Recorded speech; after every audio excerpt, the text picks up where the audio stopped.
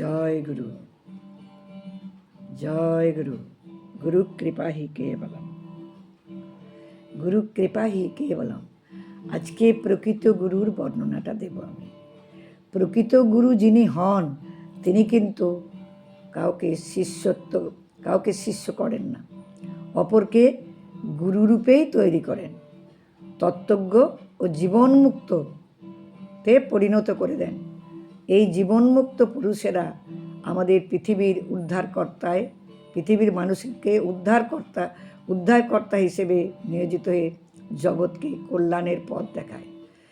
তাহলে আমরা প্রকৃত গুরু যে অসংখ্য গুরুর উপহার দিচ্ছেন, দেওয়ার ফলে আমাদের পৃথিবীর মানুষের প্রভূত উপকার হচ্ছে।